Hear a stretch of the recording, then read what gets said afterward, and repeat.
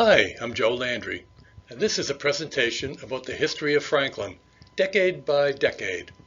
In this video, we'll look back at the 1950s and explore the events that happened during that time period.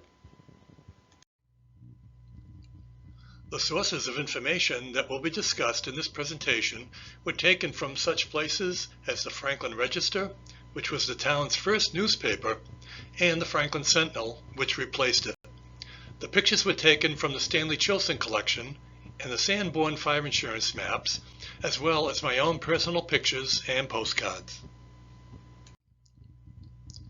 In addition, I would like to give a special word of thanks to Rebecca Finnegan and the staff at the Franklin Historical Museum for their assistance. The Franklin Historical Museum's website is shown here, where you will find links to Facebook and Instagram. The Bouvier Furniture Store is established.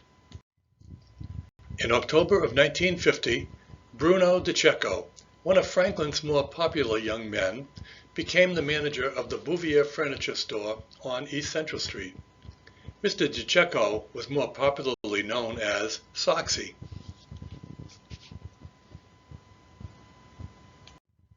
The Delcott Reservoir tract is purchased. In August of 1950, Ernie Delcott purchased the old reservoir tract on Pleasant Street, which covered about 100 acres. Mr. Delcott constructed a small building where he sold hunting and fishing equipment. He also permitted controlled hunting, fishing, and trapping on the land. In later years, his estate donated the land to the town of Franklin for use as a conservation area. The Shell gas station on East Central Street. This is the Shell gas station at the corner of East Central Street and Cross Street as it appears today. In January of 1950, Arthur Bullock of H. Bullock & Sons signed a contract with the Shell Oil Company for the construction of a service station in this location. Before construction of the station could begin, though, the house that was on that site had to be moved to a new location on King Street. Here is a film that shows that house being moved.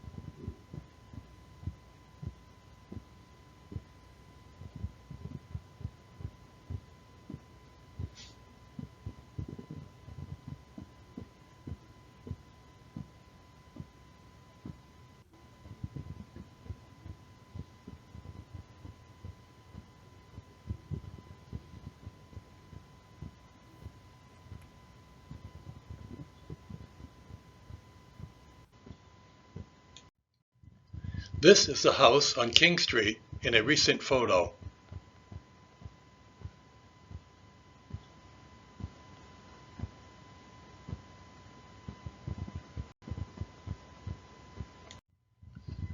In November of 1950, this ad appeared in the Franklin Sentinel, which announced a washmobile service that would wash cars in 12 minutes for $1.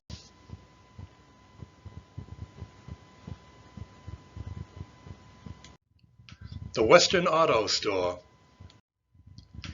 In April of 1950, Samuel Burris was granted a permit to construct a building on West Central Street between the First National Store building and the building where the Electric Cafe was located.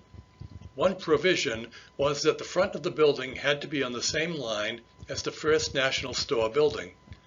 The Western Auto Store would move to this location from Main Street. Veterans Auto Body Shop. In April of 1950, the Hunchard brothers moved their auto body and fender repairing shop to 547 East Central Street at Cook's Hill. Veteran Auto Body, as it was known by at that time, had been previously located at 9 Summer Street. The bend in the road where the new shop was located would eventually be known as Hunchard's Curve.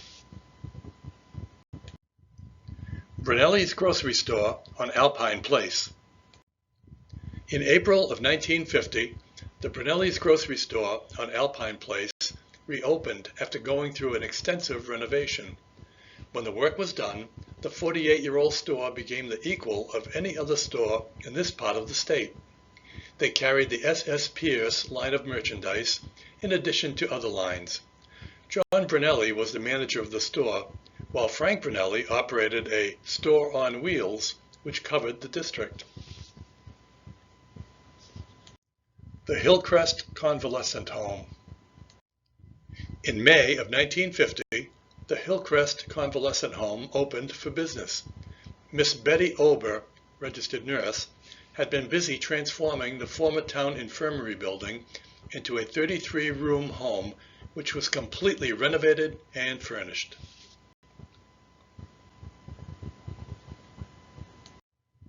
The Benjamin Franklin Savings Bank. In December of 1949, it was announced that the Benjamin Franklin Savings Bank had received permission from the Massachusetts Bank Commissioners to take title to the land and the building next to Vargin's Grocery Store on Main Street. They proposed to tear down the existing building on that site and replace it with a 1.5-story brick building which would be occupied as bank quarters. The bank had been located on Dean Avenue at that time. In May of 1950, the building was being prepared for demolition. A notice appeared in the Franklin Sentinel about a woman who had accidentally driven her car through one of the large windows of the building. The article jokingly suggested that the young lady probably couldn't wait for the wreckage of the building to be removed, and that maybe the bank should get her to sign a contract.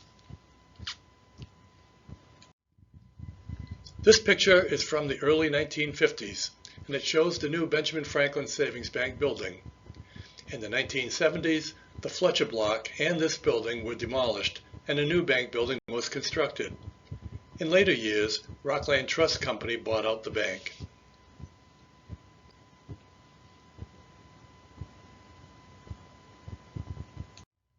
The Gerald M. Parmenter School.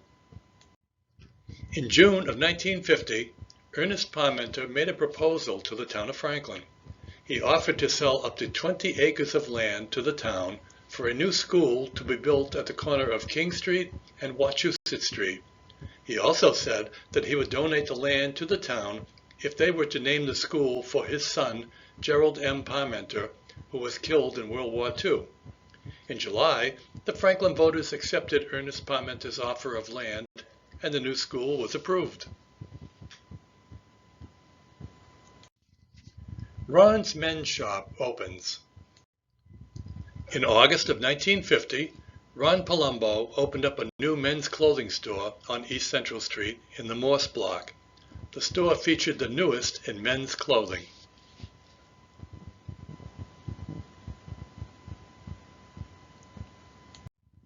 The VFW building is sold. In July of 1950, the VFW building on School Street, which was formerly the Baptist Church, was purchased by Miles Stanacia. The building had been badly damaged by the fire, and the VFW post decided to give it up. In 1953, construction began on the new Kingdom Hall, a church for Jehovah's Witnesses. This film is taken from the Stanley Chilson collection and it shows the building being constructed.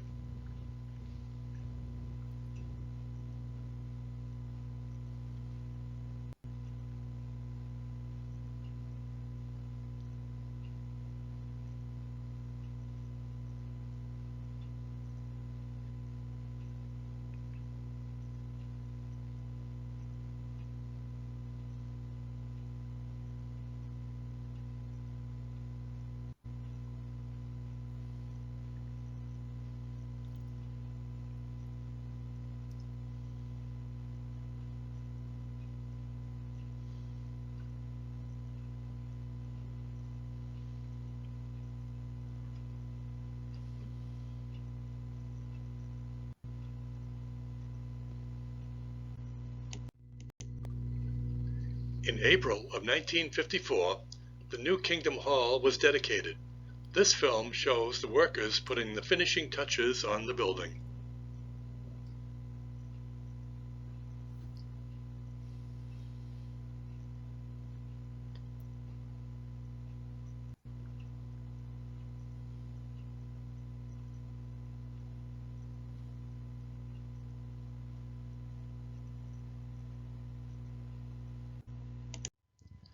On Sunday, April 10, 1954, the new Kingdom Hall was dedicated. Mr. Grant Suter of the Watchtower Bible and Tract Society of Brooklyn, New York, was the guest speaker. Over 1,000 people were hosted over that weekend. Sherman Chevrolet's new facility. In October of 1950, Sherman Chevrolet was located at 10 Cottage Street, as seen in the picture. At that time, work was started on their new home on East Central Street. Their new facility would be a modern building that would be a distinct addition to Franklin and would enable Sherman Chevrolet to better serve their customers.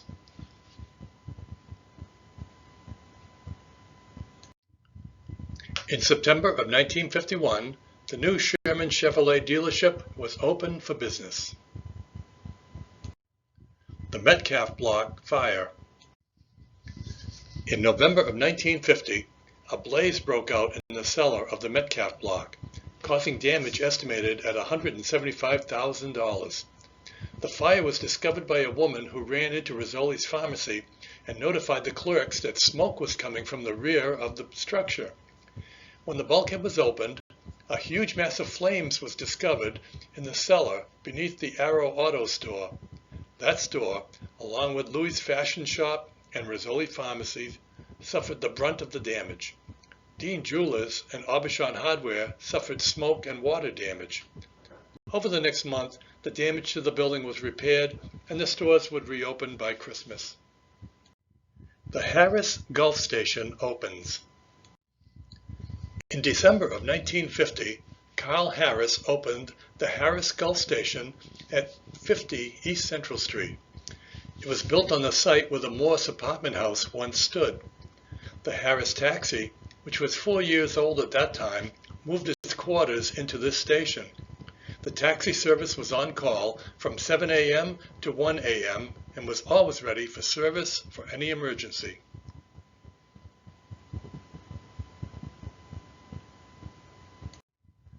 The Tip Top Shoe Hospital is sold. In May of 1950, Ernest Bonifazi, the owner of the Tip Top Shoe Hospital on East Central Street, sold his business to one of his employees, Victor Pizzini, who renamed it the Pizzini Shoe Store.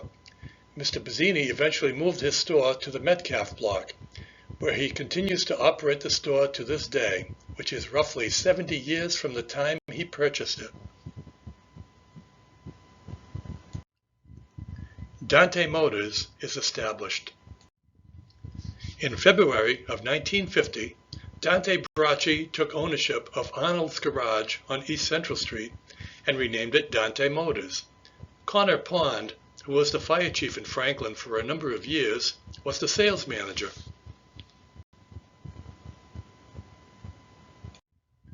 McIntosh Estates is established. In June of 1950, a new development was created on Sherman Avenue, which is off Lincoln Street. 19 large building lots were being sold, with 100 feet or more of frontage. Some lots were over 1/2 acre in size. Fico's driving range. In May of 1950, Al Fico, who was an exceptional golfer, established a driving range on East Central Street, across from today's Horace Mann Plaza. Highland Development is established. In May of 1950, another housing development was created. This one was called the Highland Development, and it was on Oak, Lexington, and Concord Streets. Prices for the lots began at $800 and went up from there. General Douglas MacArthur's train comes to Franklin. In July of 1951, the New Haven Railroad proudly announced that General Douglas MacArthur's train was going to pass through Franklin on his visit to Massachusetts cities and towns. There were 2 trains that came through that day. General MacArthur was on the second train.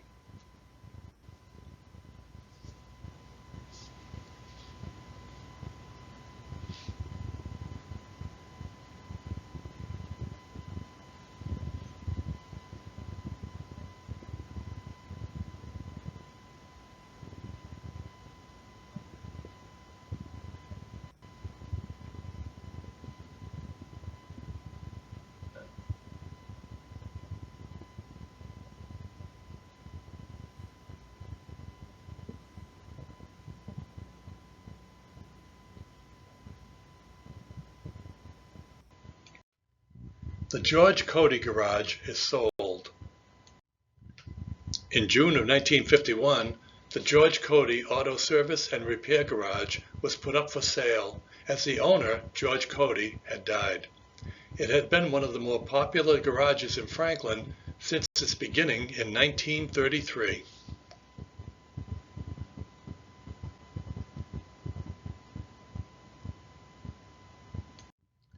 Arthur C. Pellegri is named Chief of Police. In June of 1952, Arthur C. Pellegri was named the Chief of Police in the town of Franklin upon the retirement of Joseph Cataldo. He proudly served in this capacity for many years.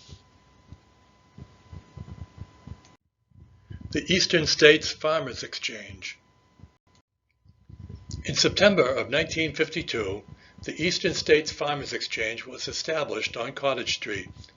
It was a cooperative purchasing agency that offered such things as poultry feed, insecticides, seeds, and fertilizers. In later years, it was renamed Agway and is still in operation today. Fico Shoe Store is relocated. In January of 1952, Dominic and Henry Fico moved their shoe store from the Exchange Building on Main Street to their new location on Depot Street, where the Chilson Market had been located for many years.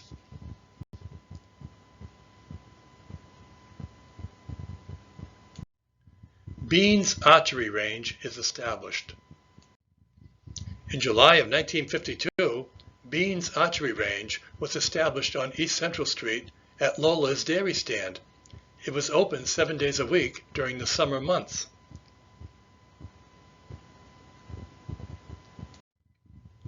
Benny's Oil Service.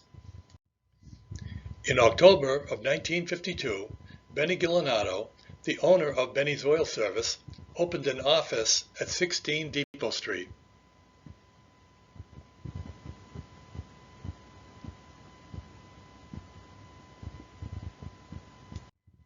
Brown's Service Station.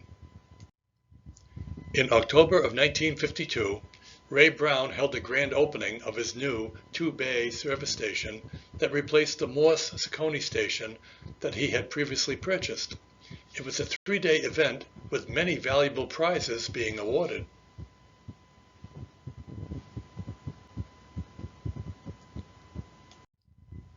The Country Kitchen Coffee Shop. In April of 1953, the Country Kitchen restaurant was established on Dean Avenue, where the Benjamin Franklin Savings Bank had been previously located.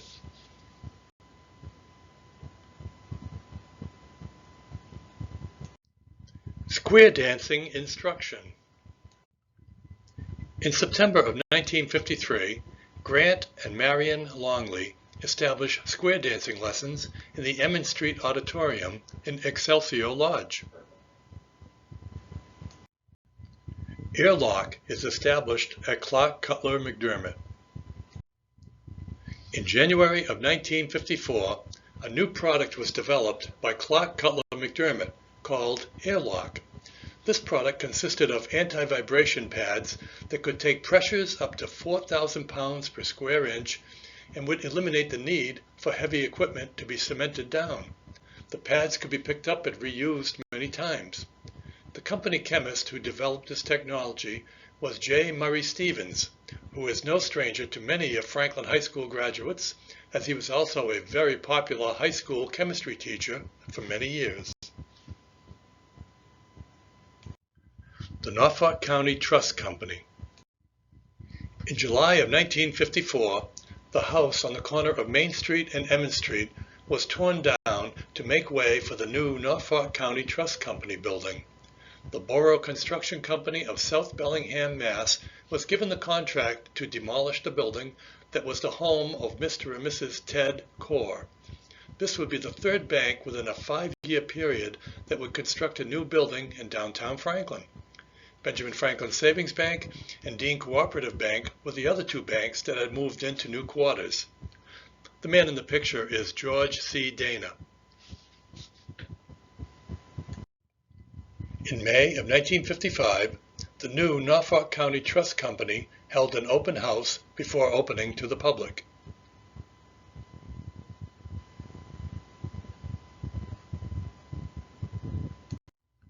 The VFW Post 3402. In July of 1954, the veterans of foreign wars took over the old North Franklin School building on Pond Street and renovated it for their use as their post. They expected to have the work completed by the fall. The picture on the left was taken when the building was being used as a school. The picture on the right is a recent picture of the building.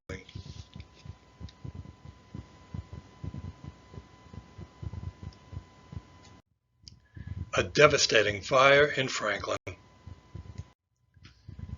In December of 1954, tragedy struck the town of Franklin when an early morning fire took the lives of 5 of the 6 children of Mr. and Mrs. Reginald DeBadges.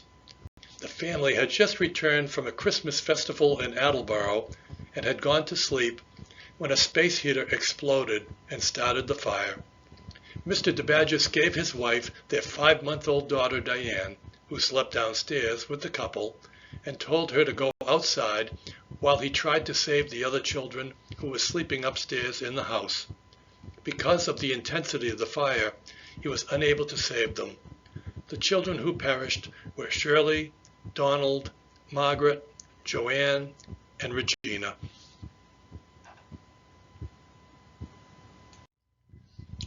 Soon after the fire, Police Chief Arthur C. Pellegrini was designated chairman of a fund that would accept donations to assist the family in their time of need. Bernard Doyle of the Doyle Carpet Company was the first to contribute to the fund, and he made out a check for $500. Donations were received by mail from all over, including checks from Maine, New Hampshire, and Rhode Island and Massachusetts. Boxes were placed in all stores, and a tag day was planned as well. Within a few days after the fire, a campaign for $25,000 to build and furnish a home for the survivors of the DeBadges family had reached the $2,000 mark. Quinn's Market is sold. In July of 1954, Charles Quinn sold his market to his employee, James O'Connell, who renamed it O'Connell's Market. Mr. Quinn is on the left in the picture, and Mr. O'Connell is on the right.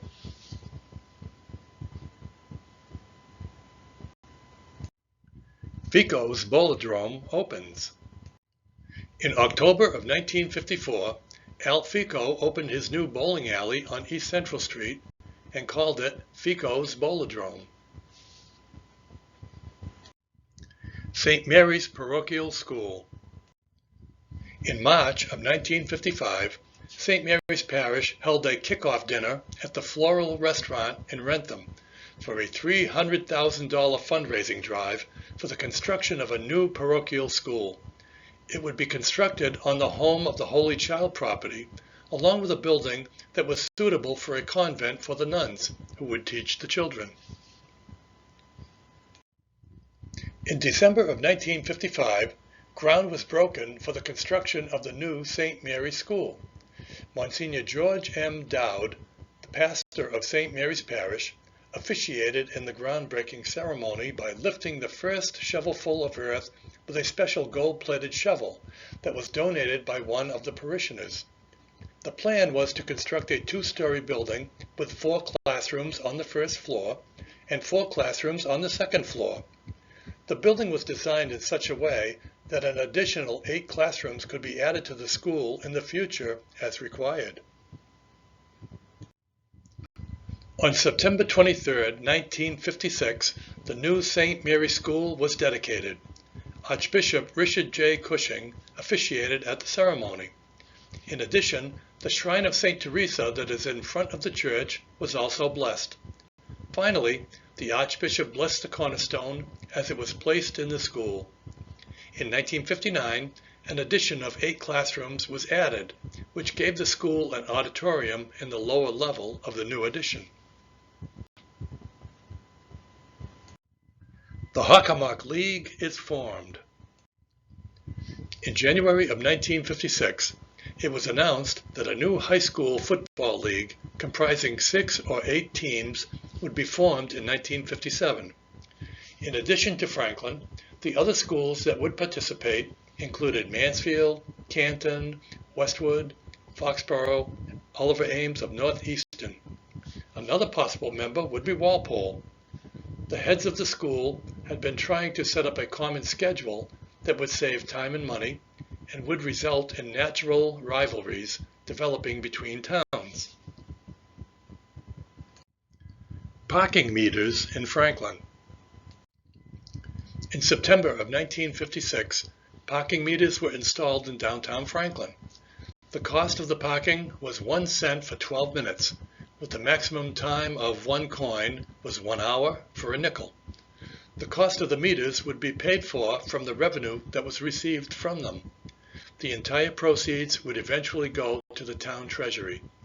This picture is from 1957, and it shows the policemen collecting the money from the meters on Main Street.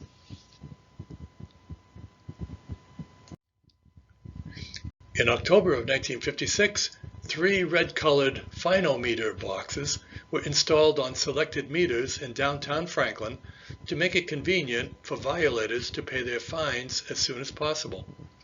Boxes were installed on meters in front of the post office, Jimmy's package store, and in front of the police station. This would eliminate the need for a police officer to collect fines at the police station.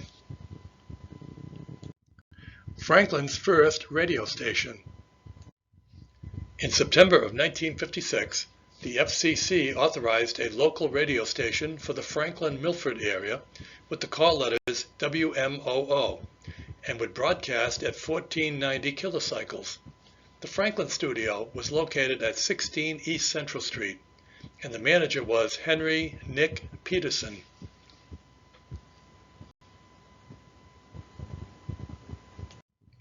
Dean Jewelers.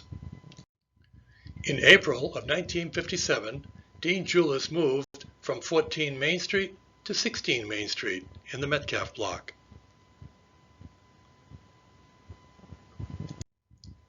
The Mighty Good Pastry Shop.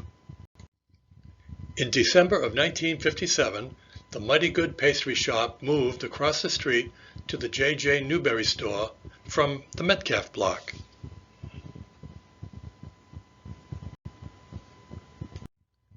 And this is the Mighty Good Pastry Shop in their new location in the J.J. Newberry store.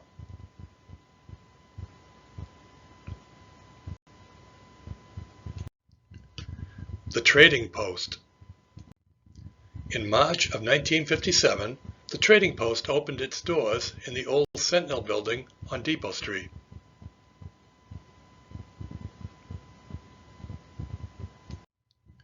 The Mitchell House. In July of 1957, Walter and Barbara Mitchell put their house at 110 West Central Street up for auction, along with furnishings and antiques. Dean Academy purchased the house and used it for a women's dormitory. Today, it is known as the Mitchell House. U.S. Route 495. In February of 1958, it was announced that a new highway was going to pass through Franklin, and the town residents were going to see the plans for this highway by midsummer. This highway was designated as U.S. Route 495. In October of 1958, the State Department of Public Works was waiting for leaves to fall so that they could make serial maps of the general area proposed for the new superhighway that would run through southern Franklin and Rentham. The highway would join somewhere in Foxborough with Interstate 95, which was a relocation of Route 1. It was expected that industry would flourish along with the new Route 495 and act as a lifeline to the major industrial centers of Lowell, Lawrence, and Haverhill. The Telephone Building. In September of 1958, New England Telephone and Telegraph purchased a plot of land on the corner of Main Street and Crescent Street for a new telephone dial building. Up until this time, Franklin did not have dial service, and the company wasn't anticipating the town being converted over until around 1963. However, the large influx of new residents in the town forced a change in their plans, and so they went ahead and purchased the land and constructed the building. Bessette Ford.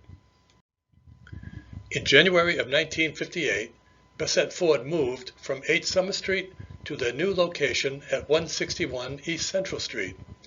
In later years, this dealership would become Padalano Ford and then Franklin Ford, which is still doing business in that location today. Trailer homes in Franklin. In July of 1959, a survey in the town of Franklin showed that there were 27 trailers in town that were being used as homes.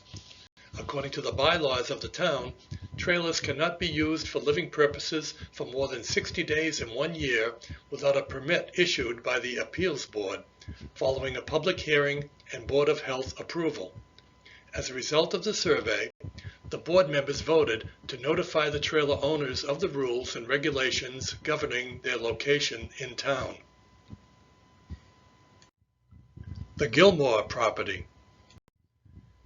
In November of 1959, the Gilmore lot on Depot Street was being considered for off-street parking, something that Franklin sorely needed. The W.K. Gilmore Company had closed its doors earlier in the month, and the selectmen discussed the possibility of acquiring the property.